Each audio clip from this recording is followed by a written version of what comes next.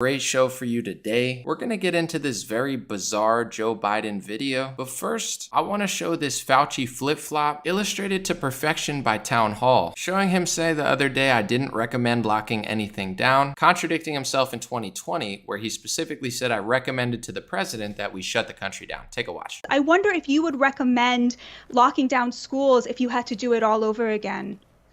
Well, you know, again, it's first of all, I didn't recommend locking anything down. You're asking me questions. You're talking about the CDC is the public health agency that uses their epidemiologists and their science-based approach to make recommendations. It was a decision to make a recommendation to the president. It wasn't my decision that I could implement. And when it became clear that when we had community spread in the country with a few cases of community spread. This was way before there was a major explosion like we saw in the Northeastern corridor driven by New York City metropolitan area. I recommended to the president that we shut the country down. I've been traveling a lot these last couple weeks. I'm going to talk about that as well. Should be a great show, folks. We're live now. What's going on, folks? I'm starting the podcast over here because I've noticed for some reason the audio gets super loud at the beginning, so maybe that'll help. We'll see. I'll check it backstage.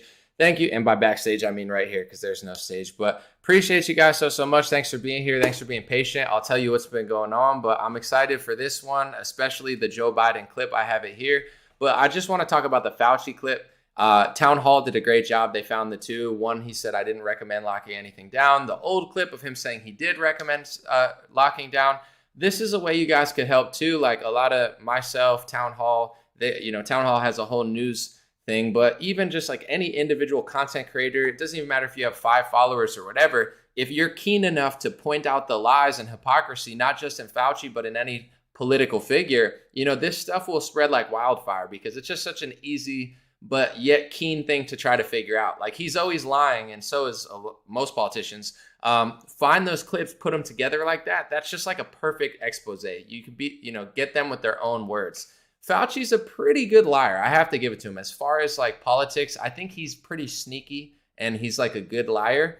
Next up is Joe Biden, who's not a good liar, but this clip with Joe is so weird. There's a lot of quote unquote conspiracy theories going around, people thinking this is a CGI or something. I mean, I'm not going to lie. It's very bizarre and he doesn't blink. We'll take a look at it and then we'll talk about it. I might put some of your comments on too. Let's see. You can't be pro-insurrection and pro-cop. You can't be pro-insurrection and pro-democracy. You can't be pro-insurrection and pro-American. Donald Trump lacked the courage to act. The brave women and men in blue all across this nation should never forget that. Listen, I'm not going to lie. It's very weird. There you see both the pictures next to each other.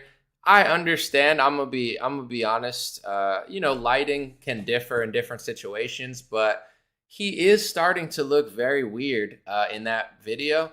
And I don't know if you guys know Kyle Dunnigan. He's an Instagram comedian who he's always making really funny videos of like Joe Biden, but he does the CGI sort of thing with his face and he pretends like he's Joe Biden and sounds like him. Biden in that video, to me, it looks like a Kyle Dunnigan video. Like he literally looks like a mockery of himself. His eyes are wide open. He's not blinking. Maybe he's just a senile old man and those are signs of dementia. I don't know. The Biden administration does a lot of weird stuff. They'll do like fake backdrops all the time. I don't know if you guys have seen that where like it looks real, but you could tell it's fake. Like the windows are fake. It's very weird. It's a very weird administration. It's a very weird time. And there's an old saying that says that fiction is, I forget what it is. Something like, I forgot the quote. Oh my gosh.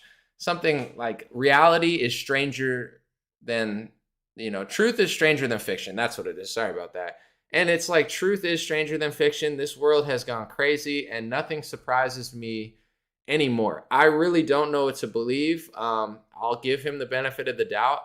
And I do want to just show the other side of this and show you how easy it is to try to make a statement that somebody is somebody else. Here's a picture of Rachel Levine next to Mitch McConnell, and they literally look exactly alike. I hope this isn't hate speech. It's Mitch McConnell, Rachel Levine. We will respect whoever she wants to be.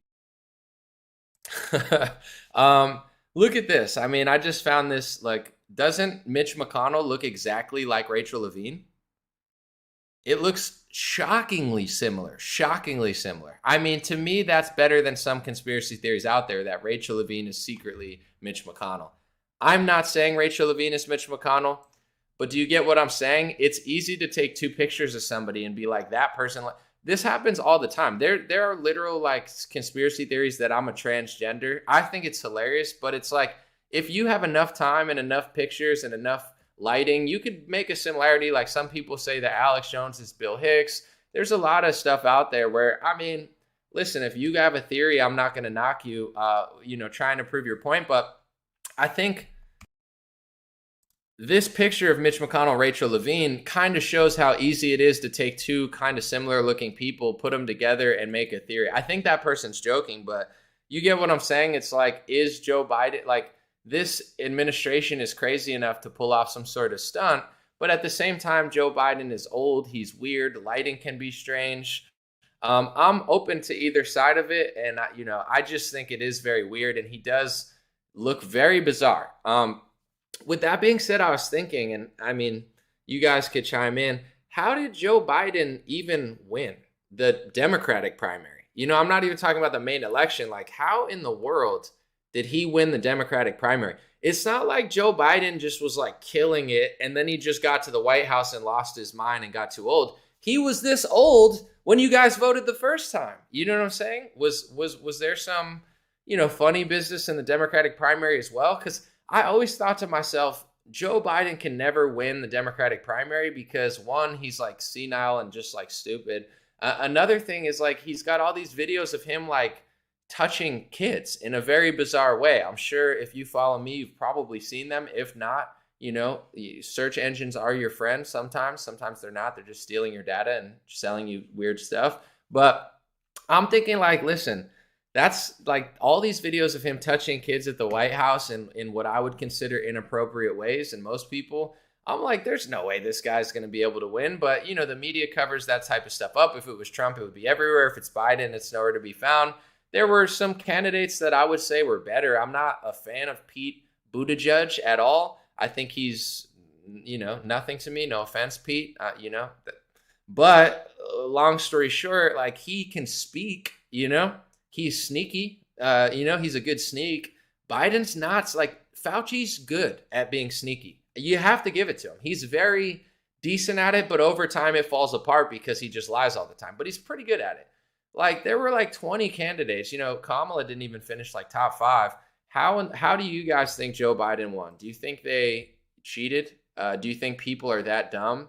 Do you think he got on it because Obama, he knew Obama and everybody just remembered name recognition? Like, oh, Obama, change is going to come. That's the white guy that stood behind him. I don't know. Someone said Tulsi was great in debates. Yeah, but Tulsi's more appealing to Republicans. I get why she didn't win, although I think she should have. She's just like that side of politics. I'm not trying to be, rude because I do think that there's right-wingers that are confused as well. But the left, it's like upside down world. So if Tulsi Gabbard comes through and she starts telling the truth sometimes, she's like unappealing to the Democrats who are looking for a liar. Unfortunately, that's what that side of politics has boiled down to. But how in the world did this guy win? We'll watch the clip again.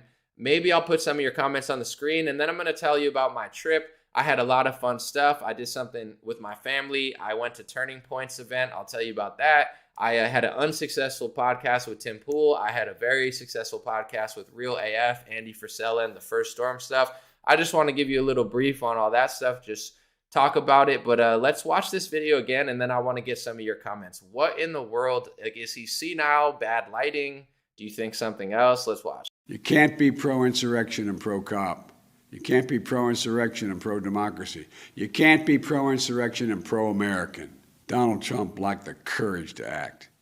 The brave women and men in blue all across this nation should never forget that. I don't know, dude. Looks like a Kyle Dunnigan video to me. If you ever seen his videos, they're really funny. He looks like a Kyle Dunnigan video, in my opinion. Someone said creepy. Someone said drugs. Could be drugs, most Americans are on legal big pharma drugs. So most elderly people are on like 2 or 3 drugs. He might be on drugs. I would be shocked if he's not on any pills. Like, what is Joe Biden's diet? You know, nobody asked Joe Biden, like, what does he eat? It looks like he just eats pudding all the time, you know, and mashed potatoes, but maybe he eats real human food. Did you guys see the video? I don't have it loaded up, but it was like somebody at the White House and was like, Joe Biden, you know, he's getting healthier from COVID. He showed his plate, you know, it's like he ate his plate and he held it up to show that he was eating. It's like, is he a baby? Is he a dog? You know what I'm saying? They're like Joe Biden's like, and they're like, oh, good boy. They're like, good boy, Joe Biden. You ate all your plate. He's like, you know, it's like, is he an animal? Is he a child that he's showing you his plate? Like a good boy, Joe Biden. Now you don't have to eat your broccoli. Good boy. Now you get your pudding. Oh, I love tapioca. We know. Do you eat? Are you vegan? Do you eat steaks? Like, Joe Biden's not even real to me. Someone said pure peas, ice cream. Oh yeah, he does love ice cream. He's like a child. They treat him like he's a dog. He literally walks alone with a mask on. He just licks ice cream. You know, he holds his plate up. He's so weird. Someone said Tom McDonald says they're weaponized clones. Looks like it. I mean, I don't think. I mean, this is my personal perspective. I don't think he's a clone. I mean, wouldn't? I don't know. He does act kind of like robotic, but I don't think he's a clone. I can see them doing just being honest, I can see them doing like facial recognition. Like, I don't know. They've lied so much. I don't want to believe this stuff. This is so sad. Like, I like this country. I don't want to believe they lie to us, but he's just so dumb. It's like, is he just like got dementia eyes? Are they playing tricks on us? I don't know. Feel free to think what you want, but at this point, nothing surprises me.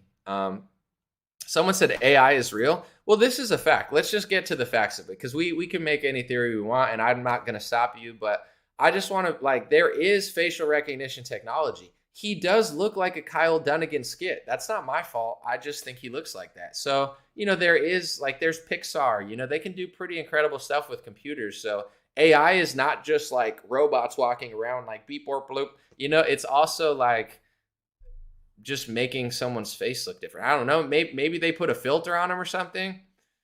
I don't know.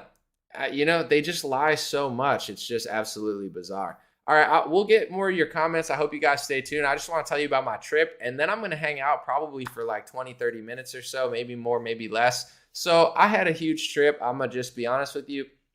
I surprised my father. He turned 60 years old, and family's important. And I flew back and I surprised my father. So I showed up to, his birthday dinner. He didn't think I was going to be there. He didn't know. And I was hiding behind the balloons and I surprised him. He was super happy to see me, obviously. And that was excellent. I mean, that was definitely a great move to be there. And I had a great time. So I spent a week with my family. And because of this job, I work a lot. Obviously, I have my own hours. But the most important thing I think that I'm super grateful for is I have a flexible schedule. And because my family's so far away, I'm always the one seeing them. They don't really come out to me. And I'm just so grateful that I'm able to make moves like that and see my family every Christmas, any chance I get. I see them a lot, even though I'm like on the other coast. And I'm super grateful that you guys should support and show love, because it's really helped me be able to, because you got to understand, I was broke in LA for 8 years. So I didn't get to go back that much because I couldn't even afford it, and I didn't have any time, and I couldn't get off work. So I'm so grateful to be able to do that, and that was awesome. Got to hang out with my family. That being said, after that, I went to Tim Pool's. I was supposed to go to a studio, but they locked me out. We had a weather delay. His team was super obnoxious and rude to me. They weren't interested in letting me on the podcast the next couple of days, so that was just kind of a fail. I mentioned it. I don't want to go into it. I'm moving on. From there, I was stuck there for a couple of days. I went to Tampa for the Turning Point USA event. Turned out to be great. I have to be honest with you guys. They almost banned me from the event. Beforehand, they were super pumped that I was going. They're like, oh, Anomaly, I love your stuff. I love your music. And then my point contact at Turning Point was like, hey, Anomaly, we saw some of your tweets. And it was like red flag law for tweets. I told people specifically to boo Ted Cruz and Rick Scott at Turning Point USA. I said that TPUSA supports speech laws years ago, and Charlie Kirk, and just different political differences I have with them. So I guess they almost were considering banning me from the event. You know, I was just being honest. I said, listen, I think TPUSA does great work, which they do. I'll tell you about it. I think they do great work on college universities, which they do. But just like with Donald Trump, you know, I gotta call out how I see it if I think you're infringing on the First Amendment, or if Ted Cruz is sending my money to Ukraine and supporting vaccination segregation, I do want people to boo Ted Cruz. You know, so overall, you know, I kind of told him, I'm like, would it be easier if I was a left-wing journalist? Like, am I not allowed to be a right-wing dissident? So they let me in the event, which was nice, and I appreciate them for that. But I do, to be fair, I do understand why they wanted to call me and almost ban me, because, you know, if I'm running an event and there's somebody saying, hey, you should boo these people at my event, I might feel a certain way about it too. I'm not going to lie. So I do, you know, I'm not just a dickhead. I'm actually a nice guy. So I get why they were confused by my tweets. That being said, I do want people to boo Ted Cruz and Rick Scott wherever they go, because I want them to learn a lesson. They're like, ooh, the left, the left. And everyone like cheers and applauds. Like, yo, Ted Cruz was trying to take masks off of only vaccinated people last year. That's pathetic, in my opinion. I'm not a slave, Ted Cruz. I'm not a serf. I'm not a peasant. You're not going to give me second-tier rules like the Democrats because I didn't get the COVID vaccine. So as a man, I want to tell Ted Cruz that, right? I still stand by what I said, and I do hope people boo them at a certain point. Same with Rick Scott for sending our money to the fraudulent puppet politician, authoritarian dictator Zelensky, who apparently is posing for Vogue magazine. It's such a corrupt scam over there. I'm not saying everything's a scam, but you get what I'm saying. It's like, I stand by what I said, but long story short, they almost banned me. I'm glad they didn't, because I would have made a scene. I'm not going to lie. As you guys know, I'm part Hispanic, but I'm also mostly Caucasian. So my Caucasian energy comes out. I turn into a Karen. You know, I would have been out there with a bullhorn. So smart move letting me in. That being said, I went to the event, great people. Oh my goodness. So many great people, a lot of college students, a lot of adults, companies like Public Square. Hopefully I'll work with them in the future. Great staff, great idea. You know, Truth Social was there. They recognized me. They have a great staff. Just great people, man. I love the conservative base. I love the MAGA base. I love the Turning Point base. Just great people all around. It's just like, I don't, you know, I'm such like a bubbly, optimistic person in real life. I didn't see any really holes in the base at all. Like, I just feel like people get it. You know, everybody's there to talk. There's a lot of discussion, debates, friendly, just people talking about what they think. Just such a great event, and just so great to bring thousands of people together. They were able to do it because obviously Turning Point is just a massive organization. They had speakers like Donald Trump. They had Ron DeSantis spoke, Laura Ingraham, James O'Keefe. I mean, they had like 50, 60 big speakers. They do it massively big there. And it was just such a great event and a great time. I'll tell you after what I thought of Ron DeSantis' speech and Trump's speech, because I got to listen to them both. But just a few highlights, I'd say. I talked to Lauren Boebert. She actually, I said hi to her, and, you know, she had recognized me. She said, I like what you do. She took a picture. You know, Lauren was showing me a lot of love. That was cool to know that she even knew what I was doing. Maybe I could get her on the podcast.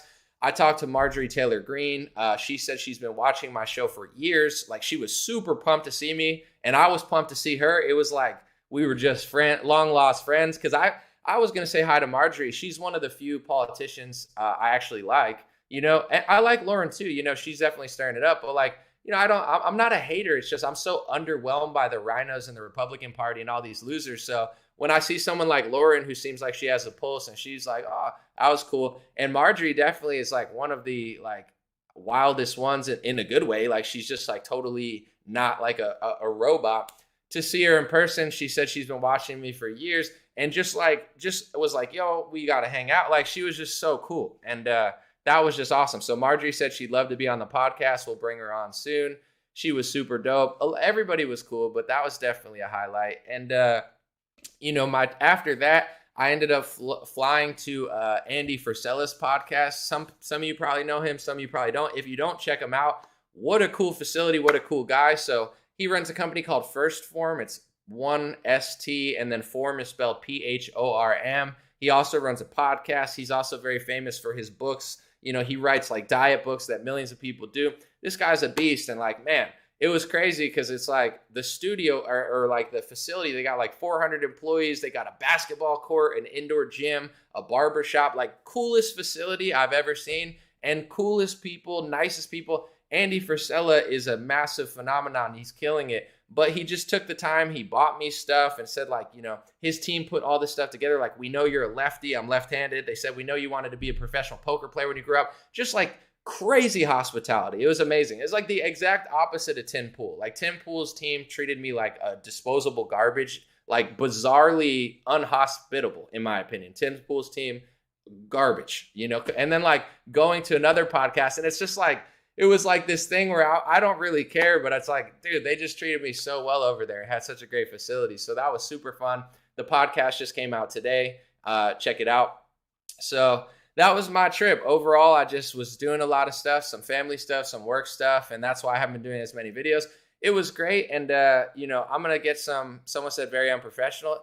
Yeah, what Tim's staff did to me, it's not just unprofessional, it's just douchey. You know, like I've met, like, I'm not going to say who I'm friends with, like clout chasing or anything, but I know some of the best athletes in the world, people with hundreds of millions of dollars, you know, people that are just crazy famous. And they're so humble and nice. It's like, it's almost like Tim's just a dickhead or something, you know, like he's just trying to like overcompensate for something. And I haven't even, you know, he didn't even reach out to me, but his team, it's like, I don't know what's going on. It's not just unprofessional. It's just the hospitality is like a zero. Like I just felt like they treated me like garbage. So I don't know what's going on there with the ego or their brains or something, but it's all good. You know, to each their own. Like they shouldn't treat people like that though. Not just me. Hopefully they don't treat anyone else like that. But anyway, you know, I want to talk about real quick the DeSantis speech versus the Trump speech. And then I'm going to get to all your comments because I don't really have much else to talk about. So I watched DeSantis's full speech and I watched Trump's full speech, and I just want to compare and contrast them because obviously, like, people love Trump. I think he's the front runner. I think he will, if he runs, be the nominee. You know, like, people just absolutely love him. But DeSantis is getting really close. You know, like, people love DeSantis because he's just getting it. He's doing things. Like, he helped keep Florida open after the first 2 months and did a better job than most governors. So DeSantis is quickly rising. And, you know, this is just my take watching both of them. Listening to DeSantis speak, he came right out the gate and talked about COVID stuff. He talked about how he's protecting children and the Special Olympics from mandates. Like, to me, me personally, I know everybody else has things they care about. The mandates are so important to me. The medical stuff's so important. I believe that they're going to destroy this country using that, just like they're using climate change to like screw over farmers. So in my opinion, you can't have capitalism, libertarianism, freedom, liberty, all these things that the Republicans stand for. We're not going to get it, right? I don't think we're going to get it if we have a leader who doesn't understand how big pharma works. If we have a leader like Trump who puts in a pharmacy lobbyist and, you know, just like doesn't know what he's doing. No offense. This is just me as a voter. It's probably the most important issue to me. If you can't handle the COVID stuff and you're not taking a hardline stance, then I'm not interested. So I love that DeSantis came right out the gate and talked about what's most important to me, right? I want to hear that. And he's coming right out the gate. This is what I did for the kids. This is what I did. This is how I protected people from tyranny. I'm going to keep fighting. And then his whole speech was like no nonsense. He's literally seems very pragmatic to me. I'm not telling you got to trust DeSantis. He's still a politician. He deserves scrutiny and honest journalism, right? You know, I'm not telling people to just go head for first emotional and love the guy like he's a god. I'm just being honest. He sounds very pragmatic. Everything he was talking about, it wasn't selfish. It wasn't like, oh, you know, it was like, here's what I did. Here's what I did. Here's what I did. Here's what I did. One thing he said stuck with me. DeSantis basically said, I'm paraphrasing, you know, when I got into office, I put together a team to figure out exactly what I can do and how to do it. So to me, that's so powerful because it's like in politics, this is not an authoritarian country, right? We still have somewhat of a flimsy republic, democracy, whatever you want to call it, constitutional, whatever. This country is not as lawless as people think in other countries. You think America's bad? I mean, go to certain places in South America or like you get what I'm saying? I'm not trying to knock it. Beautiful place, beautiful people. But, you know, it's like the Wild West. America is actually still one of the better countries, in my opinion. I love America. But he was like, it's not like a big circus when DeSantis was talking. He's like, I literally figured out what I could do, and then I did it. I just loved it. I was just like, wow, this guy gets it. He just isn't a big clown. You know, he's just doing stuff. And then at the end, he's very selfless, not selfish, selfless. DeSantis is like, listen, it's not all about me. He's like, just like they're hitting me, they're doing it. Like everything about it. Listen, I'm not an easy person to impress. You guys see what a hardline stance I take. Some people don't like it, but a lot of people do like it. And that's what they like about me is I'm no nonsense and I call it like I see it. I'm not an easy, like there's a lot of speakers that I'm just bored by and I think are just stupid. No offense. DeSantis is a good speaker, and he was inspiring at the end. Even for me, like it was like a lift up. Like I was like, dang, that was a good speech. It wasn't like overly funny or anything, just straight to the point. And I feel like, he's pragmatic. I listened to Trump's whole speech as well. Totally different styles. Trump is obviously very funny, very likable. He's a very like a comedic person. I think Trump, when he's funny, I don't think there's very many people funnier. Like people sleep on how good of a comedian Trump is. He's a very funny guy. His everything like, and when you're in the room with Trump, this is not the first time. I've gone to a rally before, but also I was invited to the White House for the Hispanic. Like he knows how to work a room, and he knows how to like, people like Trump. You know what I'm saying? Like obviously people don't like him on the left, some of them, but like when you're in a room with him, he's a very likable guy, and he's like, he knows how to like make you feel connected to him, right? Trump's just a great speaker, and he's very like he connects to people. So obviously people love Trump's speech, and he's funny, don't get me wrong. He's not like a bad guy or a bad speaker. He's a good speaker, but Trump's whole speech is like a joke. It's more like a comedy routine than it is like a pragmatic, like DeSantis is like, this is what I'm doing. This is what I'm doing. This is what I got done. Trump's is like a big story. He reminds me of like a grandpa telling old world stories. He told a story. I don't know if you guys saw his Turning Point speech, but he told a story about like landing a plane, and it took like 15 minutes. He's been saying for years that like everybody in the military is cooler than Tom Cruise, which is awesome. It's nice to see Trump bigging up the military. These are the unsung heroes, and a lot of them don't get the respect they deserve. So it's very nice that Trump shows love to them, right? With that being said, it's like he's also said this for 3 years. So he's repeating the same story over and over, calling these pilots cooler than Tom Cruise. And it's just like this story's just dragging on forever. It's funny and it's like interesting, but at the same time, I'm like, where is this going? It's just like 20 minutes he's talking about the same thing, and like I defeated ISIS, and I'm like, that's dope. But it's like DeSantis takes like 2 minutes to get what he's saying done. Trump, he's always talking, and I can't knock it because I talk a lot too. Sometimes people say to me, Anomaly, you talk in circles. And it's like, sometimes I do. I'm a podcaster at this point. I talk for an hour, 2 hours. It's not easy to talk that long. So, people watch my shows and people watch Trump. So I'm not going to knock him for doing it, because people are looking, they wouldn't care if he talked for 4 hours, right? Same thing with me. However, as a voter, as somebody in the Republican Party, I'm just like, to me, it's like a big circus, but he's not really getting to any specific thing. I think at one point he joked around, and like comedically hilarious what Trump was saying. He said, I'm going to do my impression of what he said. He's like, okay, when I was in office, I've never gotten a Presidential Medal of Freedom. So I asked them, can I give myself a presidential medal? And they said, no, you can't, Trump. And he's like, oh, darn it, I've always wanted one. Comically funny. It's hilarious that he wants to give himself a Presidential Medal of Freedom, right? It's very funny. But here's the thing. He's probably not joking. He probably literally tried to give himself a Presidential Medal of Freedom. It's hilarious. That's so funny. Just the premise. But what type of person does that? You think DeSantis is asking how to give himself medals? The dude's got medals from being in the army. You get what I'm saying? At a certain point, you want to be strong, but you want to have a little like humility, where it's not like Trump's that mean about it, but like he is the type to try to give himself a Presidential Medal of Freedom. And it's like, who does that? It's funny, but it's like at a certain point, to me, I want to see, this is my personal take. I know a lot of people disagree with me. I want to see Trump do speaking tours, do comedy stuff, and just be like a kingmaker in the GOP. I don't want him to run the show. To me, I don't trust him. Like he came out recently and said, I did the opposite of Fauci. And everybody's calling him out. Matt Walsh is calling him out. Thank God. I love Matt Walsh, and he's a real patriot. He's not just playing team favorites. I saw Elijah Schaffer call him out. Everyone's like, bro, listen, you started disagreeing with Fauci later, but for the first couple of months, you were working with Fauci. Like he wasn't fighting Fauci the whole time. So it's like, he's like a big showman. He's a very big showman, very funny guy, very charming. But as a leader, I don't trust him. And here's my take. I want to see Donald Trump show a list of who he's going to hire. He says he hates Fauci, but he worked with Fauci and put him on the task force for a few months. He says he hates Milley, but he hired Milley. He's mad at Barr. He hired Barr. He fights Big Pharma. He works for Big Pharma. He's draining the swamp. He's filling the swamp. He puts a pharmacy executive at HHS Ron DeSantis puts a frontline doctor, Joseph Lopato, who's against mandates. Like, these are totally different mindsets right here. Trump is like, I'm giving myself presidential medal of freedom. Like, I want to see a list. Who are you going to put, right?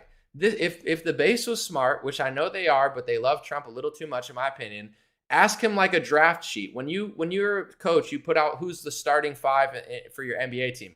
Who's Donald Trump? Who's he going to put at the head of the CIA? Who's he going to put at the head of the FBI?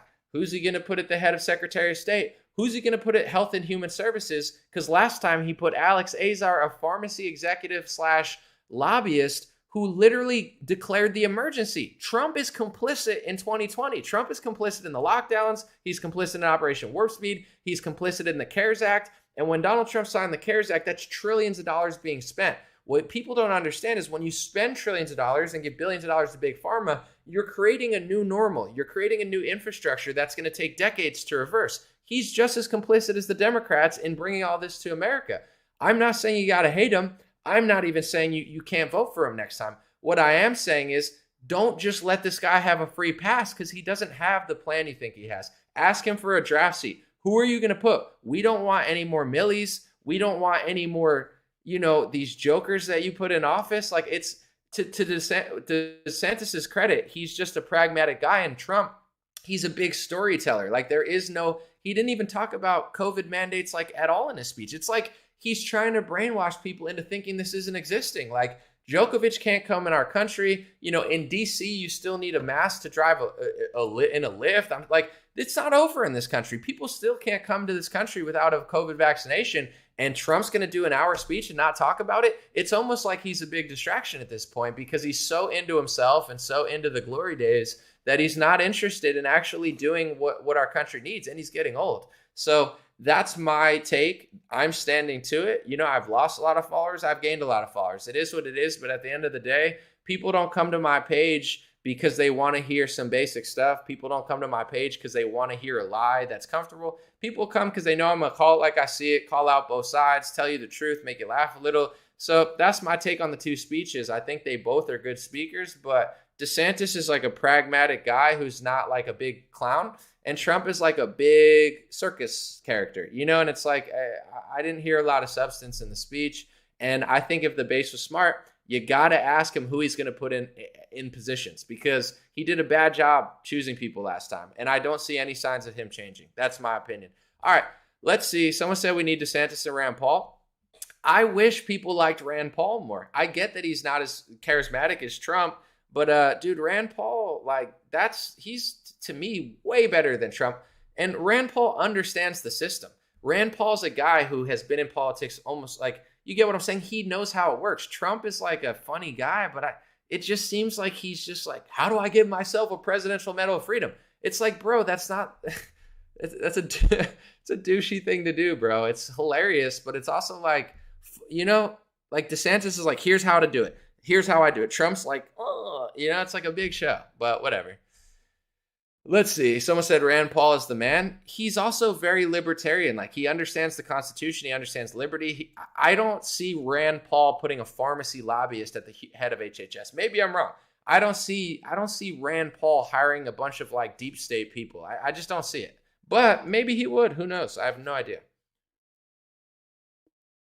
But let's see. Someone said if only Rand Paul was taller than 4 feet. He's not 4 feet tall. Come on. Be nice to Rand Paul. He's not that tiny. I mean, DeSantis is not a tall guy. How tall is Rand Paul? How tall is DeSantis? Let's look it up. DeSantis height. DeSantis is 5'9", it says. I don't know if that's true. Rand Paul is 5'8". I mean, they're like the same height almost. DeSantis is not tall. Does Rand Paul wear a wig? Ask him. I don't know. I think not, but someone says, so now we're going to fall for the DeSantis thing. I'm not telling people to fall for it. I'm just comparing the two speeches, and I would rather roll the dice with DeSantis. I'm not telling people to not call out his nonsense or, call out the lobbying that goes into the Republican Party and the speech laws and the things that they're doing, to help a foreign country, quash criticism of themselves. Call that all out. But this is just, I think the base is ready for something. It's just like, they're kind of just waiting to see what Trump does. But I think the base is ready. Like, seriously, like everybody I talked to, it wasn't some basic stuff. Like everybody's just like I talked, maybe I'm biased though, because everybody like 100 people said hi to me. They all get it because they listen to my channel. So maybe I'm biased, but I did feel like the base is brewing with energy, and they're just waiting to see, like, is Trump going to take it back again? I'd rather someone else. That's my perspective. Someone said, who cares how tall they are, you knuckleheads? I mean, I want a 9-foot Viking president. I want someone like Yao Ming height to just run the country. They'll have bad knees though, because it hurts your knees when you're that tall. Someone said, call out Pence. I'm glad you brought that up, Jason, because I made a tweet yesterday, which I think is super true. I said, there are people on the left wing that don't like Donald Trump. There are people on the right wing that don't like Donald Trump for fair reasons. But there's nobody who likes Mike Pence. I'm like, why? Why is he running?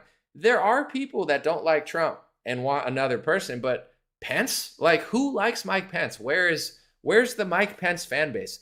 People like me don't like Mike Pence because he's just another establishment politician. He did the coronavirus task force. To me, he's nothing special. Trump threw Pence under the bus, in my opinion. I feel like Trump failed every way to get the election back, so he just told all his supporters, like, Hail Mary, like, maybe Pence will do something. And to me, that was kind of a scummy move. I think Pence, I don't know. Everybody disagrees with me on this. I know it's not popular, but I'm like, that's called a Hail Mary. It means everything else failed, and now you throw your people under the bus. Dude, to me, that's the type of person Trump is. He threw Steve Bannon under the bus. Steve Bannon's his, like, most loyal supporter. And Trump was like, he's crying. I fired him. He's a big baby. Dude, Trump's kind of a dick. He's hilarious, but he's kind of a dick, even to people that are loyal to him. So I just feel like Mike Pence is a joke anyway, but the MAGA base hates Mike Pence because of January 6th. I don't like Mike Pence because he's just an establishment, whatever. But here's the crazy part is, like, this is the part that annoys me so much about the whole Trump thing. I don't have Trump derangement syndrome. I'm not emotional about it. It's just like Trump picked Mike Pence. He complains about Bill Barr. You put him there. Why did you pick Mike Pence? Like why did, this is a real question. Like, why did Donald Trump pick Mike Pence as vice president? He could have picked anybody. You picked him, not me, bro. Like, you're all mad at him. I wouldn't have picked Mike Pence. He's a good, like, guy to just stand there. Like, he looks like a, vice president, but, like, and no offense to Mike Pence, he's a nice Christian man. I think he's a loyal guy, but, like, you get what I'm saying? It's like, oh, Mike Pence didn't do what I want. Then pick somebody that actually likes you, guy. You pick everybody that hates you or doesn't do what you want, and then you cry about it. To me, he's like a big goofy victim. He's like, oh, let's cry about the election for 4 years. Like, bro, you helped lock the country down. You put pharmacy lobbyists in. You put people that don't like you. You allowed this infrastructure to create a mass mail-in ballot situation because you bought into the COVID thing for 2 months. You're getting along with Gavin Newsom. You're complimenting him when he's shutting his state down. You're telling Georgia to stay locked down. Like that. This is what Trump. So it's like, is he the big victim? He's not a victim. I don't think the 2020 election was all perfect, obviously, like everyone else. But I don't think Trump is this grandiose victim. I think he's just like a big joke. It's like he can't take any accountability, so he looks to throw Steve Bannon under the bus, Mike Pence under the bus, his own supporters under the bus on January. Like, it's like it's shocking to me that people don't see it, but whatever. You get what I'm saying? It's like I'm all for questioning the election and making sure it's more fair. I agree with you, but to play the victim as hard as Trump's playing the victim, that's all he does. Mike Pence didn't do what I wanted him to do. You put him there, bro. Maybe if you want a vice president to do something, pick a vice president who agrees with you. Like, why did you pick an establishment rhino character for your vice president? It's because Trump puts on an act like he's this big outsider, and maybe he wants to be, but his actions, I don't trust it. But do I think he'll drain the swamp this time?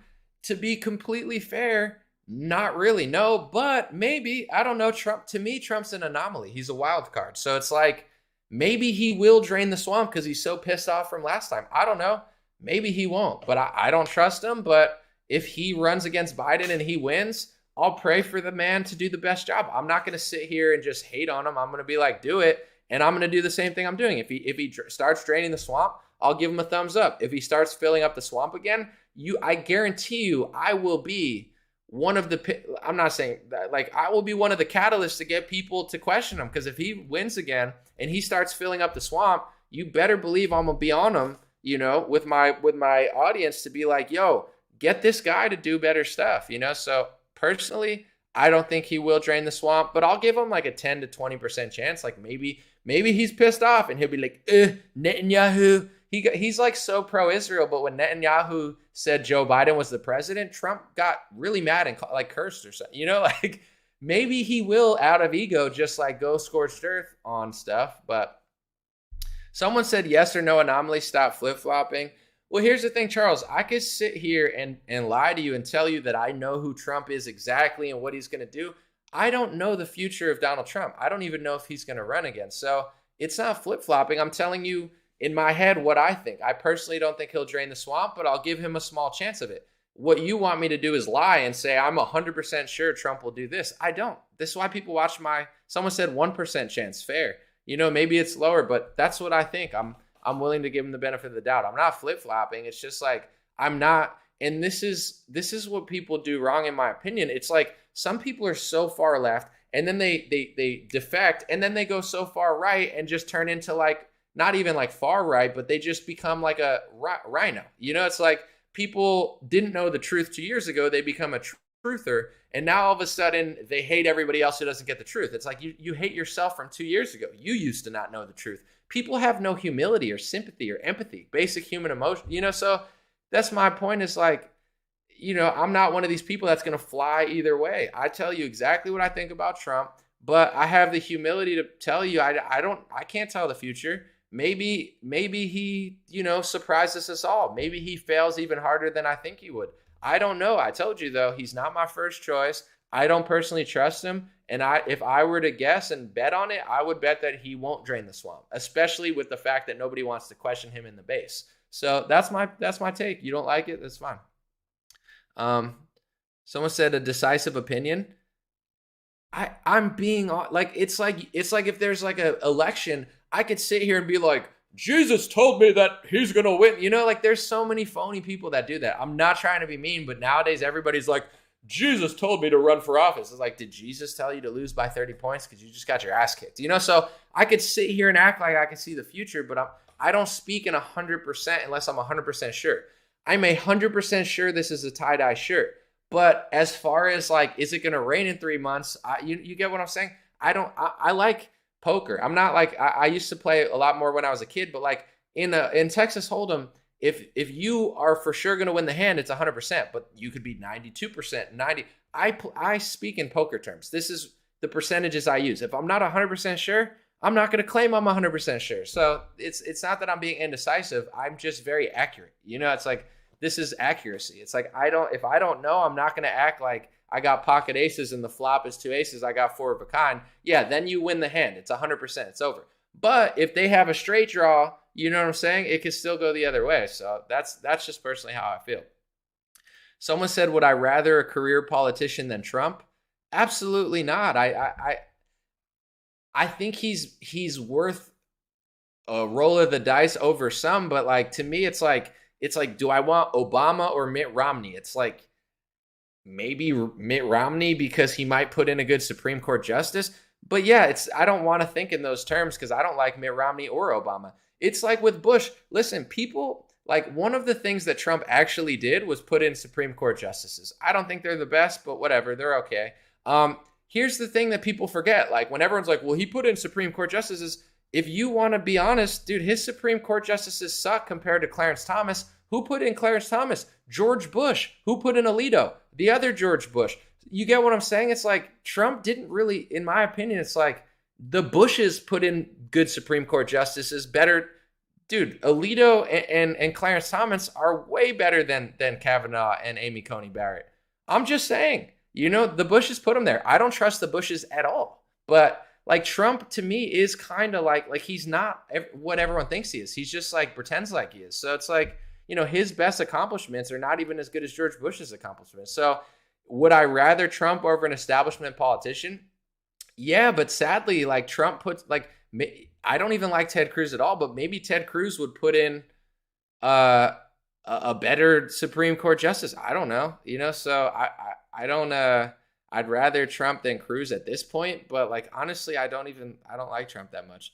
Someone said, I'm out of here. This dude is flip-flopping again.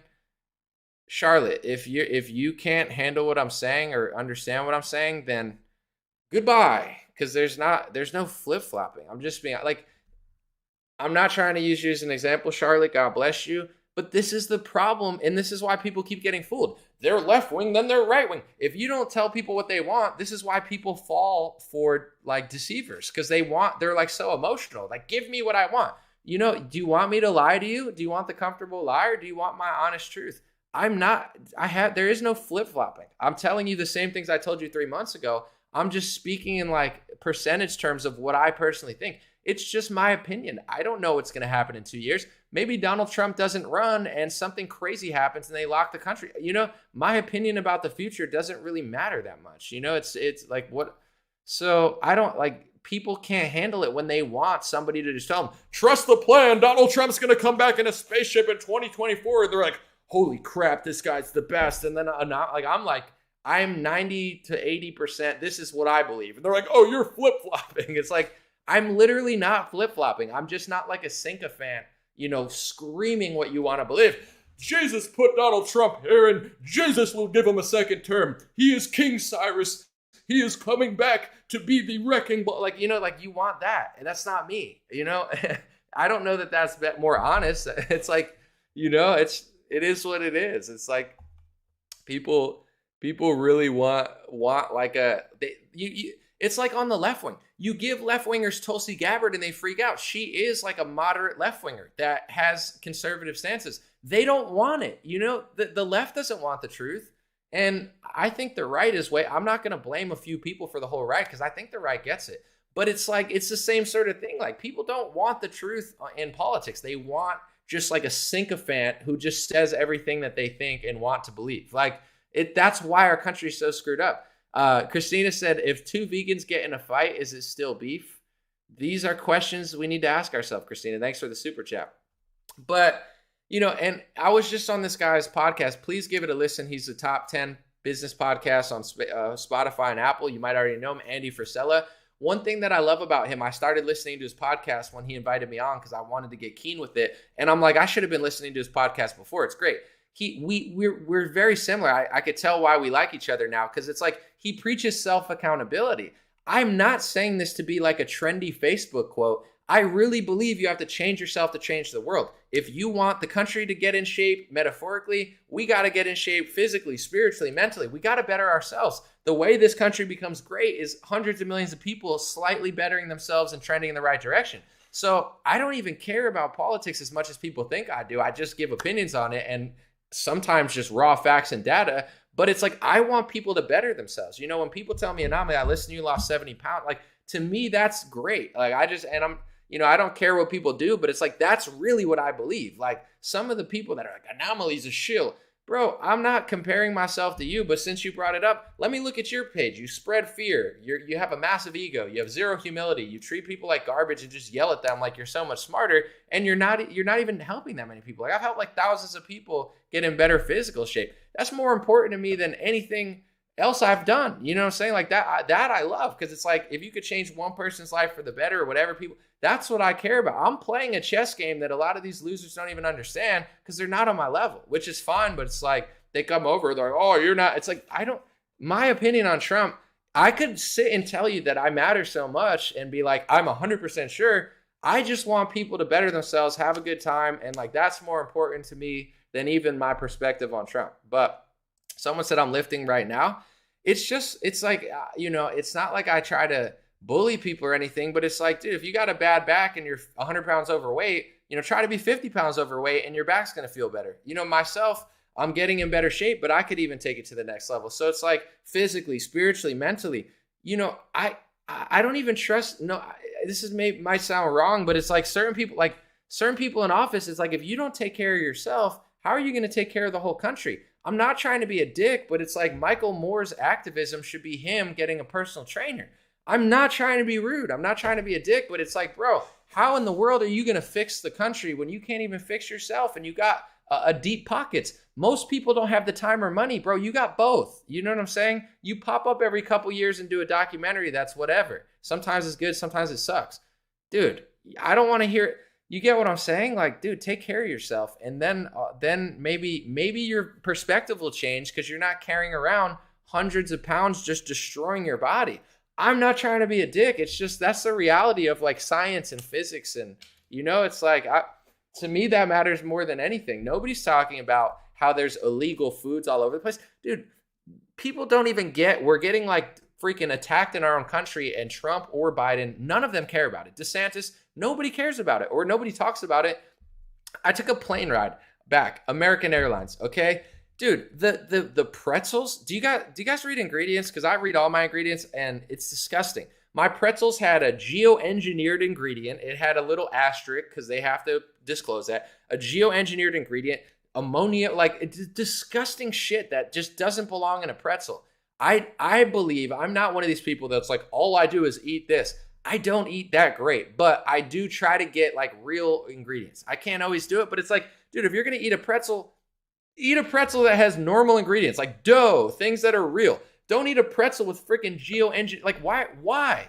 This is our country. We can't make America great again until people get in better shape. And half of the reason people are so out of shape is because Big Pharma runs this country and a bunch of psychopaths that'll literally, fraudulent, immoral capitalism, they'll do anything for $1. So to me, make America great again isn't me critiquing Trump or Trump building a wall necessarily. I mean, it'll help, but making America great again is us realize that we're being attacked in our food and our drugs, legal drug system, and no politician's talking about it. Nobody. And then people get all mad at me. Are you going to hear this in that many places? There's Jim Bro accounts talking about it, Carnivore Aurelius. I love those guys. They get it more than there's not a lot of people talking about this stuff. You're not going to get this anywhere else. So I'm not bragging. I'm just saying it's like, dude, we're taking it to the next level on this show. And people are like, but you are flip-flopping on Trump. No, I'm not. I've been saying the same thing for 3 years. It's just, I'm not going to sit and just trash everything the guy did. He did some cool things. He's hilarious.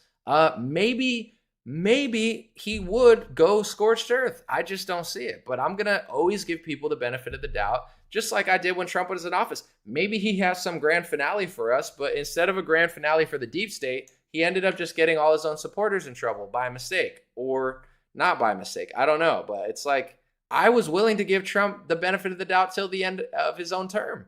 People don't even remember, but even though I critiqued Trump in January, February, all 2020 for all the dumb stuff he was doing, I still voted for him, and I still said, hey, maybe he'll change after the election. Maybe he'll be, I'm a very compassionate person. It's just, you're not going to get like a straight answer from me if I don't 100% believe it. If I believe it, you're getting it. A straight answer to me is weighing out all the options. Someone said Trump train. You're not alone. I mean, I'm going to play my role in the Trump train. I'm going to hop on the caboose and say, this is my role on the Trump train. Here's the Trump train. Trump, Trump, Trump, Trump, Trump, Trump. And here's me. I hop on the caboose. Trump, why did you hire a pharmacy lobbyist at the head of Human Health Services? Why did you print $1 trillion? And like, I'm just going to play my role. So I'm going to hop on the caboose of the Trump train and I'm going to be like, waving my arms like a weirdo. So we all play a role, I don't want to disclose things Marjorie didn't say anything crazy, but like Marjorie was giving me props for all this stuff. I was like, it was so epic to know that she knows. And, she's like, I'm friends with Trump. I'm like, that's cool. I told Marjorie, like, hey, God is great. I don't want everybody to be like me. I want people to be friends with Trump. I want people to talk to Trump. I want good people near Trump, right? I'm just playing my role. This is my role. This is my journey. This is who I am. Like, and I, outside of politics, I think the best way to do great at anything and live a good life is just be yourself, right?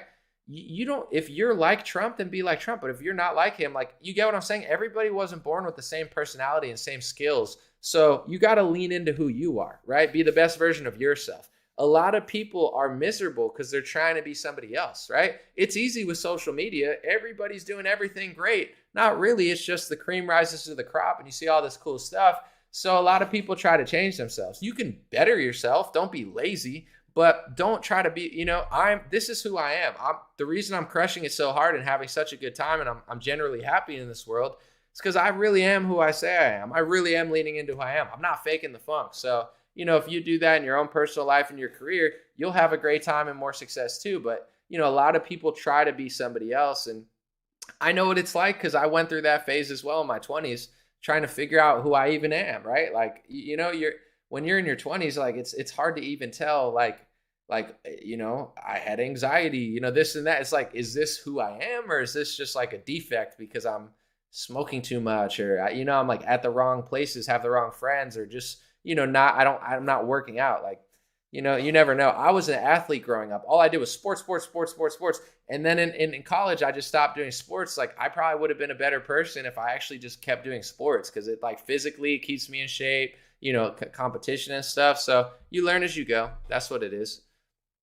Someone said AOC is waiting for Alex Stein at the Capitol. I want to say I got to meet Alex Stein in person at the event. And honestly, he's one of my favorite people. Like, obviously his stunts and what he does, like, Alex is a wild boy, right? He's hilarious, but his work ethic is insane too. He's just everywhere all the time. As a person, Alex is the real deal. I don't co-sign people that much, but as a human being, I love Alex Stein. He's a great guy. We're friends, and he's just like a stand-up person. I really like him a lot, And his line of work is fascinating. He's definitely creating his own lane. Dude, Alex is real deal. Because certain people you see online and they seem cool, and then you meet them and they're just like whatever. And some people are really great. I met a lot of great people, but Alex is definitely a stand-up person, and I'm rooting for him because it just we got along we got along great right away. Alex is tall. Yeah, he's like as tall as me. We're like the same height pretty much. He is tall though. He looks like me. People always say to me, like, he looks like he could be, super small. Like, and people always say that to me, like, you're way taller than I thought you were. Alex is the same way. He's a big boy, man. He's tall, and he's not skinny. Like, he's not fat, but he's Alex Stein 99. He shows up and is a big boy. Someone said, mate, what wonderful insights to life and fellows you have, enjoying it from Australia. Appreciate you. God bless Australia. Someone said Anomaly's the best rapper alive. Thank you, Franco. I appreciate it. I feel a spark this year, right? Because I've been coasting off this stuff, and it's great. I love what I do. It's not like I'm lazy or anything. I love this. But I do love hip-hop, too, and I just, I like to have a chip on my shoulder. So I feel like I still have, on my journey, I would love to win a Grammy if they didn't just give it to Jeffrey Epstein's friends. I'm just kidding, but that's a Nobel Peace Prize. But in general, I still feel like my music journey, like, I like when people doubt me, so I appreciate the love. But I'm like, I got a lot of hits left in me. I'm gonna do a song with Bryson Gray soon. We got a new one. How tall am I? I'm 6'3". I want to say Alex was like the same height as me, but I don't know. He might be a little taller, but maybe not. I don't know. Someone said hip hop needs a message, and you have that. If you find my old music too, I wasn't who I am now, but I always kind of had like a good message, like I always had something to say. I never was like, I just get cars and clothes. Like, I never cared about cars or clothes. Like, wow, rap, like, so much rap is so stupid. It's like materialistic. Like, I have a car. Like, cool, dude. It's like, that's rap now. It's like, I'm richer than you. I'm rich. You're poor. Give me your money. Come to my concert so I could buy more chains and get them stolen from me. It's like, it's so annoying. It's so cringe. I'm not saying there's not a place for braggadocious rap, because I do like it a little bit, but at the end of the day, it gets a little stale, does it not? It's just like, oh, I'm so rich. I have a car. And then you got these like crappy rappers that aren't rich that literally like will rent a car just for their music video, and they don't even own it because they're broke. It's like embarrassing, but whatever. Grateful Ed said, can you dunk? I can, but it's been a while since I dunked, honestly. I used to dunk pretty frequently, and then I stepped on a car spike that pops car tires, and I haven't been able to dunk since. But I'm not playing the victim. I will dunk, and if y'all want to, do you guys want to see my basketball highlight reel? I'm pretty good at basketball. I'll show it maybe tomorrow, but I was at the First Form facility, and I put together a little highlight reel of me putting it between my legs, hitting threes and stuff. So someone said all hip hop sucks. That's not true, Ed. But I mean, it's an art form when it's done right. It's poetry, it's music, it's rhythm, but it's not for everybody. I'm a hip hop artist, so I'm not going to agree with you, but I don't just like hip hop. I like a little EDM. I like a little country. On the way home, I was listening to Alan Jackson, Chattahoochee. Went down, dude, I got a little bit of everything, but I do primarily love hip hop. So don't be a hater, or be a hater. It's fine. You have basketball player energy. I'm like such a sports fan. Like I love basketball, soccer. Today I just went to the beach. I was body surfing. You know what I'm saying? I got energy. I love sports, but I'm good at basketball. I'm good at soccer. I think I'm like above, like very good at soccer. Like I think if I would have really cared about it and stuck with it, I believe I could have went pro. Like when I was younger and played soccer, I traveled like all over the country. We were top in the state, top on the East Coast. Like I really took soccer seriously, and I played like highest level possible pretty much my whole life. And then high school, whatever, I just kind of didn't care that much. And but soccer, I'm like very, very, very good. Basketball, I'm good, but it's not really my main sport. Ping pong, tennis. I play everything. I love sports. Sports.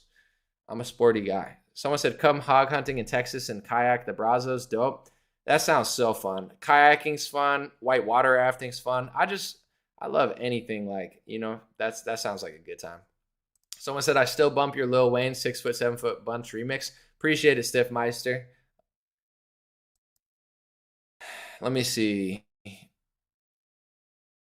Do I believe Bryson Gray has created his own genre in the music world?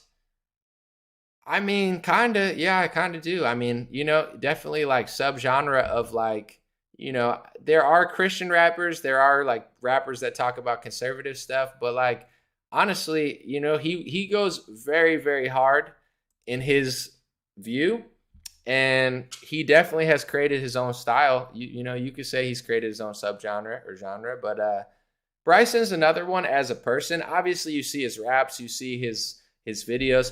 As a person, Bryson's one of my favorite people. Super, exactly who he says he is. Authentic, funny, like good, fun to talk to. Bryson's another one. Alex and Bryson, like, I like Bryson a lot. Like, I feel like I've known him for a while. When we kick it, we got to hang out for a few days this year, and he's like real deal, authentic guy, nice guy, great rapper.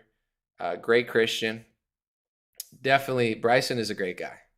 He could, some people might think he's mean or something because he just unapologetically says what he wants, but he's just like stand-up human being. And I like that what people don't realize, in my opinion, with like things that Bryson's saying and other people, they act like he's such a huge problem, but here's the psychology of what they're doing, right? When it comes to like a right-wing event, Bryson will have a harder time getting in than somebody who's like left wing. So it's like the right wing likes to be this big open tent. We're an open tent to anybody. You can be a transgender conservative. You could be gay conservative. You could be a former liberal. You could be a CNN employee. We're a big open tent. You could be whoever you want to be. And then people like Bryson Gray come around and say, I'm a Christian who believes the first half of the Bible, and this is what it says in Leviticus. And they're like, whoa, you can't come to the event. You get what I'm saying? So it's like the right wing is really controlled opposition because they gatekeep the slippery slope. You have an easier. I almost got banned from Turning Point event. I like them. I appreciate what they let me in, but it's like, we're a big open tent to the left wing, but we're a closed tent to what we consider the further right. And psychologically, that's why the right wing becomes the left wing. If you're going to be an open tent to a left winger, you got to be an open tent to Bryson Gray. You're kicking out Christians who believe the first half of the Bible. Listen, I have friends that are gay, and I treat them normally. You know what I'm saying? I don't treat them like anything else. I'm like, that's my guy. Like, I appreciate you. I like you. That you get what I'm saying? I'm not this like hater, but at the same time, the Bible is the Bible. You know what I'm saying? It's just like the first half of the Bible says what it says, and Revelation says what it says. Like, if you're, all these Christian organizations, they like the Bible, but they don't like the Bible. It's like, you don't have to agree with it, but you can't be gatekeeping Christians out for believing what the Bible says. That's a little weird. And here's the part, I understand that nobody's perfect. Everyone has sin, but discipline makes a great man. And this is where I think people are getting confused on the right wing. This is the difference between like Christian conservatism and certain libertarianism. I like a lot of libertarian stuff, but like hedonism comes at a cost, right? If you're always and I know this because I could be that type of person. I love to have fun. I love to eat good, right? But it's like if you eat good all the time and you're eating too much all the time, you become a glutton. You know, if you're having sex all the time, you become a slave to your own sin. You know, so it's like we have to remember this on the right wing, that although we believe in liberty and freedom and prosperity, and this is such a core principle to innovation and a great country, let's not act like, you know, being completely free is a great thing. A great man is not free. A great man is disciplined. Disciplined to God, not enslaved to the government, enslaved to Christ, not in a way where you're nothing, where you're everything. So it's like, you know, I think this is where people get lost in the sauce, because I believe in the First Amendment. I believe in the Second Amendment, but total freedom is not going to make a great person. Total freedom means you eat whatever you do this and that. And it's like, you know, great athletes have discipline. Great people have discipline. Great musicians have discipline. Nobody's great in this world without having discipline. So, you know, I think the Bible teaches discipline.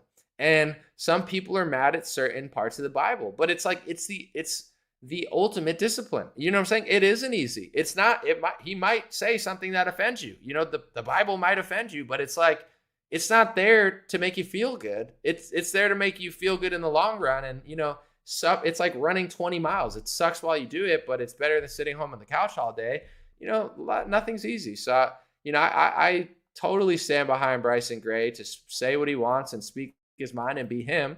I'm me. I give you the authentic me. Bryson gives you him.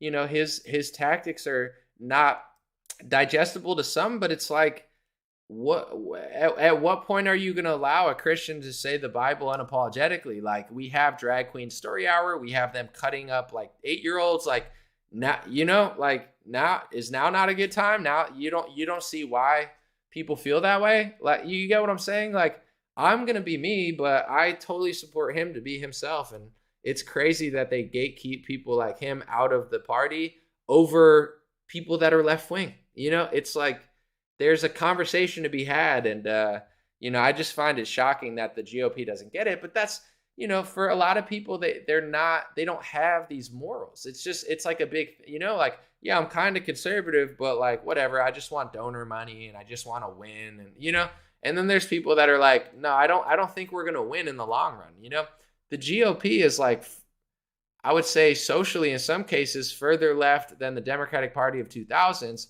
However, on certain issues. However, the base is starting to go the other way because the pendulum's swinging back, you know, and here's what I'll say with everything. Like, nothing will stay the same, right? The earth is not stagnant. It's all moving. Like, it's like the ocean. So, you know, remember yourself 4 years ago. And this is how you could do, I think, a better job of like getting your message across, and why I've really had a lot of success is like, have humility, but also have sympathy and empathy, because remember yourself. I try to look at myself when I was 19 and be like, I don't want to treat that person like garbage. And a lot of us are on this journey. So I think, you know, a way to really get the message across is remember people are on their journey, and millions of people will wake up. Millions of people will defect. Millions of people will come to their senses, just like at one point we did. I mean, maybe you were born and raised like, you know, on the right page, but a lot of us weren't. So I think, you know, it's not like, think about my political views a couple years ago. It's nothing like my views now. I've transformed completely. You know, like I've swung the other direction. I mean, not like irrationally, but like I've learned a lot. I've read a lot. I've researched a lot. I've become a wiser man, an older man. You get what I'm saying? So it's like people don't stay the same. Look at yourself. I guarantee you, most likely you don't have the same exact political views you had 3 years ago. Some of you have done massive swings and then gone further and further towards the truth. So someone said, bro, you're on Andy Frisella. I love that dude. You were so good. American advocate, a Latino. I appreciate you. Thank you, man. I mean, I did my best and I'm glad it came out well. You know, it's easy to get along with Andy and his bodyguard, DJ, who's also on the show. They're great people. I got to hang out with DJ a while. So it was a very easy conversation because Andy likes me, DJ likes me, and I like them. So, you know, wasn't like the vibe was just like, it was chill. It's easy. Someone said some of the best words I've heard from you, Anomaly. Thank you, T-Bone. I appreciate it. Someone said I'm not pandering. Listen, it's not just a political show. If you want just raw, politics. There's plenty of shows on Fox and we're giving a whole circle here. We're talking about working out. We're talking about sports. We're talking about mindset.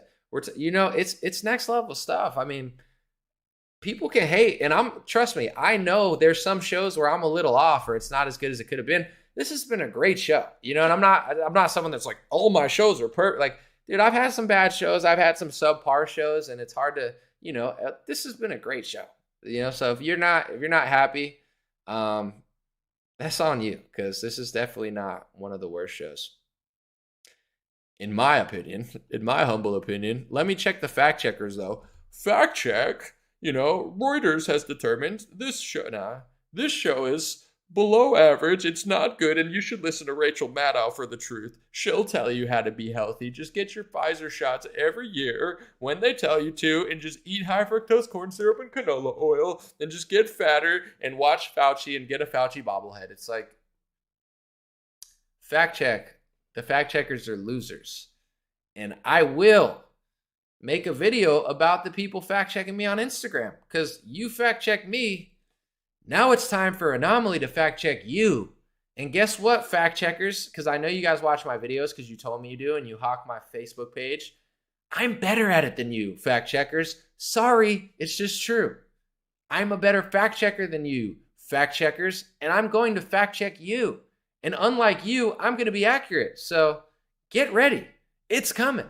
Legally, peacefully, digitally, I will fact check the fact checkers, and I will prevail. Thank you, Rudy Gates. I appreciate you. Someone says, Tim Pool's cool, so's Anomaly. Hopefully it works out. He can apologize to me at any time, or text me or message me or whatever. Listen, I have a big heart. It's just the hospitality was garbage. Garbaggio. So tell him to reach out, because I would forgive him and talk to him. I'm not looking for a fight. I got bigger fish to fry, okay? But his staff, not a good experience. And when something goes wrong, there's a way to make it better and there's a way to make it worse. And they just kept making it worse and treating me like garbage. Oh, treat it like a layover. It's like, no, that's not hospitality. Like, you get what I'm saying? And I've been to a lot of places. Like, I have to say that was like the shittiest hospitality I've ever had. Like, so tell him to get it right. I'm not trying to make this a thing. I have nothing to gain from it. I'd rather just talk to the guy. But, it's been a week and he still hasn't reached out. I messaged him on Instagram. He hasn't reached back out. Someone said nobody treats humans like that in the heavens. I agree, Tina, but we're not in the heavens. I promise you that. This is not heaven. This is earth. Someone said, don't sell your soul, Anomaly. I won't. I promise you. I have no interest in, like, I'm in a good place. I don't need anything. Like, I'm not compromisable. A lot of people, I've said it before, but people don't realize how long this journey was and why some people are here that are like, Anomaly, I used to listen to you 6 foot, 7 foot. Guys, that's when I was 23. Like, people know my stuff. There's a reason more people didn't find out about me until 2016 to 2020, because I didn't sell my soul. I had label meetings. I'm not lying. I was in massive buildings in New York with high-level people. They wanted me to fake it. They wanted me to wear clothes I didn't want to wear. They wanted to control my message. And I said, no.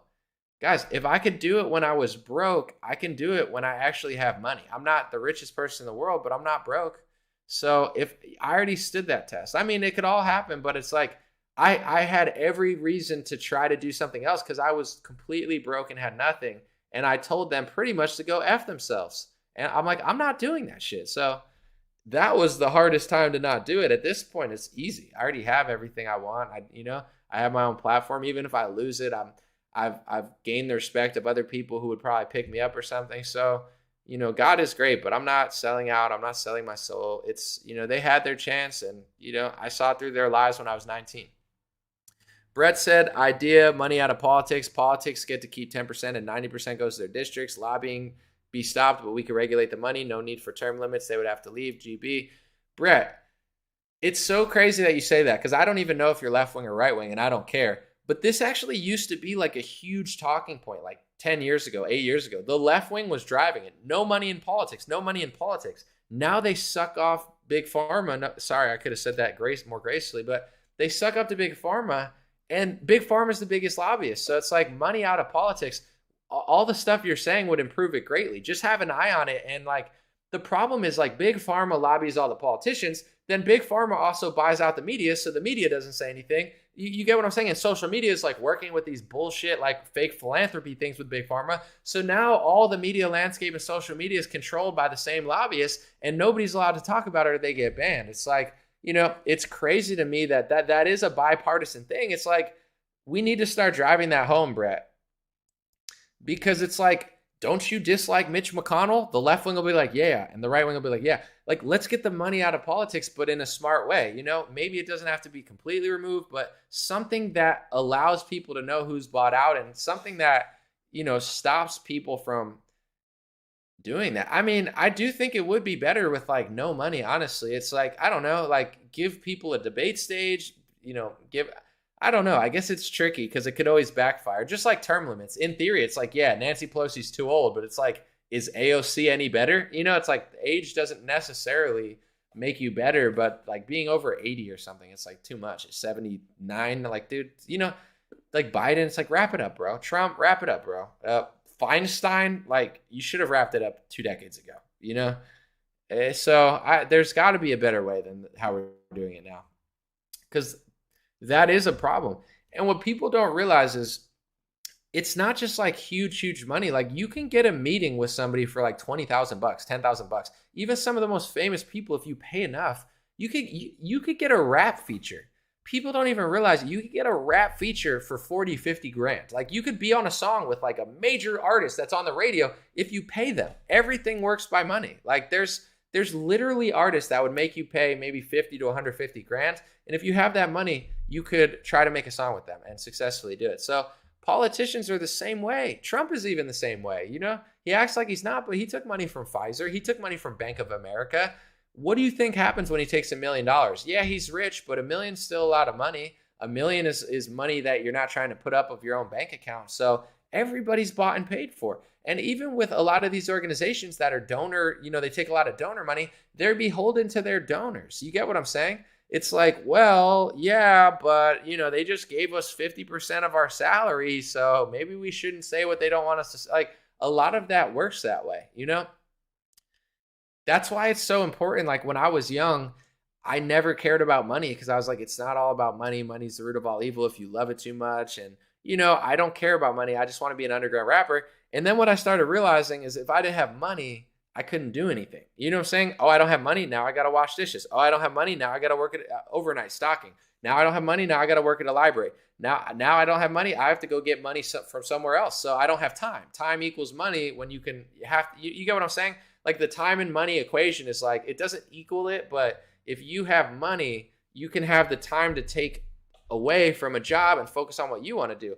So at the end of the day, it's like having FU money is actually a great thing. Not because you're like, oh, I'm so rich, I'm going to build a jet. Having money to say FU to anything. And in my opinion, you should say it even when you have $0 out of principle. You know what I'm saying? Stand up for yourself regardless if you have $0 or $100 million. That was my mindset that got me here. So I never caved. But now it's like, I don't even like money is like, oh, I want it. I don't want a car. I don't need a Lamborghini. I don't need a private jet. I want 3 things. Enough money to say FU to anybody, which I pretty much already am at that state because I have an attitude anyway. FU money to buy things for my family, and also enough money to retire and never have to worry when I'm older. That's appealing. Not, oh, I need to show people my chain because I don't even wear watches anymore, guys. I used to wear a nice watch. I used to work for a watch company, do their social media when I was just working. And they'd give me I wore a watch. I'd wear chains and stuff. I was broke. Now, I don't even care. I like watches because they are fashionable, but I don't even care about that stuff anymore. Like, it's, wow, I have a watch. It's like, it's cool. It's definitely makes your outfit look a little better, but I just don't care. It's like there's an old Kendrick quote. He said, "I don't got the jewelry on me because I got the jewelry in me." You know, he's another one. Kendrick Lamar, rich, successful. He doesn't really always wear a lot of jewelry. He's like, I don't wear the jewelry on me because it's in me. Now it's like I don't need to this is the flex. So it's like it is nice though to have enough to say F you to everybody. Like, I don't even care if my Facebook gets taken down. I'll build something else. I'll hire lawyers. Like, this world can be expensive, and it's nice to have the freedom for time and, ability to fight back whenever the demons crack down on you. Someone said health is wealth. Definitely more important, for sure. Health is wealth. Someone says store up your treasures. I don't even own that much, though. It's like, it is a freeing feeling. Like, they said Elon Musk, he like sold his house. He's like, I don't even want any property. There's something about owning things that's stressful. You own a car, you pay for it. You have health insurance, you pay for it. You own 5 houses, you pay for it. You got to, you're a landlord, you're this, you're that. There is something stressful about owning a lot. You own a lot of stuff in your house. Something gets stolen. Now it's like, there's something very profoundly beautiful about like not owning that much, being minimalistic, it's like a great feeling where it's like, yeah, I don't really own that much, like stuff, like, it's like, there's something that's nice about it where it's like more money, more problems in some ways, not always, but it's like, I could see if you own like 30 houses and then you sell them all and you just like live somewhere random, you're like, finally, I just live here. I'm renting. Like, Elon's like, I'm rent. Dude, it doesn't matter if you buy or rent. It's like, dude's got more money than anybody. Like, he can rent anything. Like, something nice about it. Someone said property tax means you don't own anything anyway. I'm a full-blown libertarian on property tax. 0. It's insane that you own your house, but you have to pay the government. Taxes are insane. I'm like a full-blown libertarian on taxes. 0. I don't, like, oh, they're building roads. Are they? All crowdfunded. I guarantee you. Oh, they're building roads with your money. I guarantee you, if you stop taxing me, I will crowdfund so much money, millions. I could crowdfund tens of millions of dollars and we'll pave our own roads. I'll even hire a construction company and pay them more. Watch how much stuff gets done if you stop stealing my money. Oh, we're doing it for philanthropy. I'm a great tipper. I might give someone $100 randomly if I like them. That's the type of person I am. I have excess money.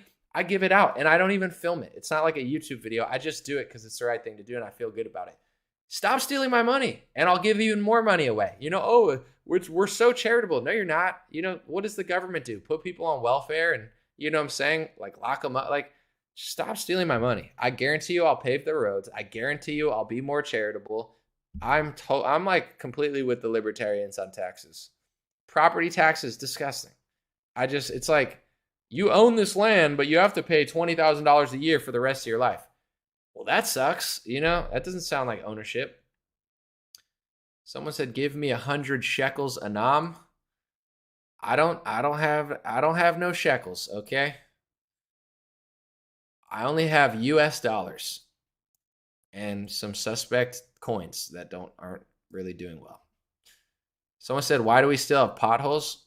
Most of the country is completely unpaved. Like, if you drive anywhere on the highway, it's like bizarrely terrible. Like, I've just noticed this myself. I'm like, dude, yeah, oh yeah, you're really paving the roads. How come every time I drive 4 hours, half of it is like driving on a freaking jackhammer? They're not paving shit. They're paving their bank accounts with more zeros. That's what I think. Someone said you will never own anything in this kingdom. Here's the thing, though. It's not fulfilling. Go ahead, take my money. It's not going to make you feel better. All these people are suffering. So I just, peace of mind is worth a lot. So it's like, whatever you demons want to do. You want to take my money. You want to fake own people's property. I guarantee it doesn't make you happy. So, it's not fulfilling. Just know that they're suffering. And I'm not saying that from like a sadistic point of view, but like sometimes people think the elites have it all figured out, and certain groups are like, oh, they're plotting. And I'm like, there are people plotting. Let's not get it twisted. But it's like, they're not happy. They're not like, oh, this is all working well. The people that plot the most, they end up screwing themselves over. There's history repeats itself in many ways because people just keep making the same mistakes over and over. But it's not like they're like loving it. It's like they're suffering. They have no self-accountability. You know what I'm saying? They lie so much and it eats them alive. I mean, some people might be full-blown psychopaths where they just don't even care. But I think overall, like, does Bill Gates look happy to you? Does he look happy? He doesn't look happy to me. You could feel when someone's happy. Bezos looks happy because he's may or may not be taking steroids. He's jacked. He's hanging out with women. Like, I'm not saying that's the recipe to success, but like Bezos looks like he's legitimately happy because he actually is taking care of himself, and he looks like he's having fun with all the money he got. And to be fair to Jeff Bezos, although he is also very sneaky, his service is a good service. Like, Amazon is not a bad, yeah, they're bankrupting a lot of people and stuff, but at the same time, it's very convenient. Sorry. Does Bill Gates look happy to you? Dude, he looks miserable. He looks miserable. He's like, well, like, it's like, dude, you're not happy like Bezos. You know, like, Elon seems a little happier. He's a little trolly, but money doesn't buy happiness. Fame doesn't buy happiness. Buying up farmland and donating money or, you know, giving money to GMO mosquito makers, like, that's not fulfilling, you know, unless you truly believe. Like, he doesn't look like a happy guy, in my opinion, you know? He's like, well, if I buy the GMO mosquitoes, if I spray this guy, but I pretend like I'm not, and fact checkers fact check you, even though it's like mainstream Forbes reporting, if I give all the vaccines and the birth control, it's like, he's not having fun. You know, he's miserable. He needs to hang out with Bezos, hit the gym. You know what I'm saying? Like, Bezos, like, come hang out with me. We got some MILFs. We got some, like, you know, women with too much plastic surgery. Have fun for a night. You know, Bill Gates, like, well, that's a terrible Bill Gates impression. My Bernie impression's pretty good. My Obama impression's good. My Trump impression's okay. I don't know what Bill Gates does. He just, like, does, like, you know, I don't really have a Bill Gates. Like, he's just like, I gotta watch it and study it. Someone said Bezos is contributing to climate change, but they don't stop him. Well, he's also paying money. Like, I wanna search this real quick, and then I'm gonna go. Thank you guys for watching, but real quick, I got some good thing. Bezos spends billions climate. Bezos is in on it. He's just jacked and having fun. All right, Jeff Bezos pledges. This is in 2021. $2 billion to protect the environment. Jeff, this is from 2021. He pledges $10 billion to address climate change. So it's like, if Bezos spends money on climate change, he could be part of the big club. And this is where, like, communism and capitalism merge. Because, like, left-wingers are like, it's not communism, it's capitalism. And then people are like, it's not capitalism, it's communism. It's like, it's kind of both. I mean, capitalism's a better system, but we're not even a capitalist country. We're like a crony socialist country. If you give 10 billion, you know, if you play ball, eventually the government and corporations merge, and it's the same thing. And then it becomes like a one world government of a government corporation. So it's like, it's not like corporations are amazing. It's just like they do better service. But at the end of the day, you know, the government will try to take them either by force or, you know, through a deal. But, you know, he's in on the whole thing as well. Appreciate you guys. God bless you. God bless your family. God bless America. God bless the world. Thank you guys for listening. I had a great time. And as always, ways that you could support. The easiest way is, like, share the video. I just want to say real quick before I leave, we're almost at like 1 billion views. I might be past 1 billion if you add up like Instagram and TikTok. I don't really know. But, like, I think the last time I bought an ad for a video was like 2016, maybe.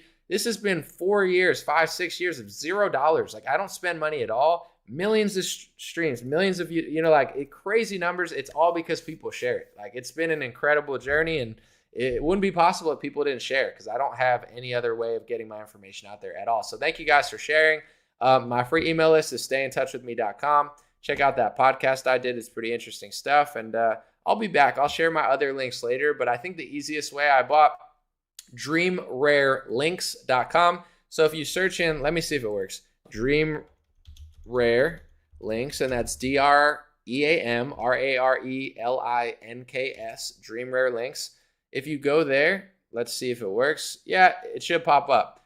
I have my shop, my podcast on both networks: Patreon, YouTube, Facebook, music, Telegram, free email list, Gab, Rumble, BitChute, I think at some point. Yeah, TikTok. I have it all there. So, you know, DreamRareLinks.com has all my links if you want. Appreciate you. Have a beautiful day, and I'll be back.